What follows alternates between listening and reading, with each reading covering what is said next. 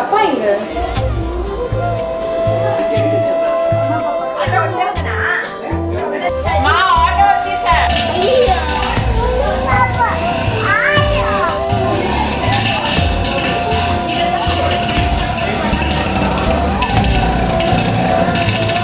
Okay, நான் சொல்றது தான் கண்டென்ட், அதை நீங்க எடுத்து தான் ஆகணும், வேற வழியில் உங்களுக்கு.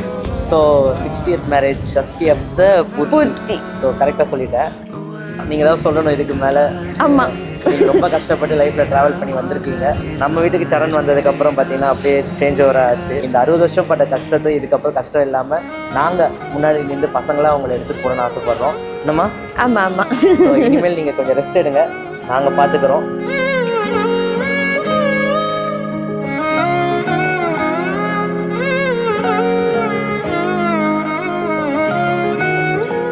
நிறைய பேர் கேட்டாங்க, எதுக்குடா இவ்வளோ மேக்கப்பு, என் பொண்ணையே என்கிட்ட காட்டிட்டேன். 20 வருஷத்துக்கு முன்னாடி இருந்த என் பொண்ணு, 30 வருஷத்துக்கு முன்னாடி இருந்த என் பொண்ணுன்னு காட்டிட்டாங்க. அதுக்கெல்லாம் நாங்கள் சொன்ன ஒரே பதில் பார்த்தீங்கன்னா, நீங்கள் உங்கள் பொண்ணை பார்க்கணும் தான் நீங்கள் வந்திருக்கீங்க. ஸோ உங்கள் பொண்ணை எங்கள் வீட்டுக்கு எப்படி அனுப்புனீங்களோ அந்த மாதிரி உங்கள் பொண்ணை காட்டணுன்ற ஆசையில் தான் நாங்கள் இதை பண்ணோம் அப்படின்னு சொன்னேன். எல்லா தாத்தாக்கிட்டையும், எல்லா தாத்தா வயலும், பள்ளியில்லாத தாத்தா வயலெல்லாம் பல்லு தெரிஞ்சுது.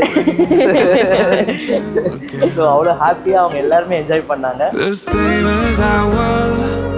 I'm falling right back into your arms, losing myself in you. All my mistakes are crawling right back into my mind.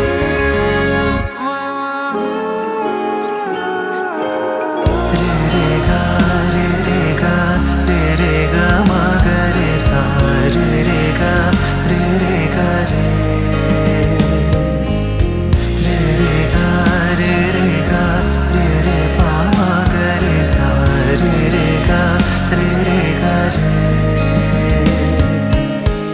இன்னைக்கு 60 சஷ்டியத்தை பூர்த்தி எனக்கு முடிஞ்சிருக்கு. ஆனால் கடந்த காலத்தை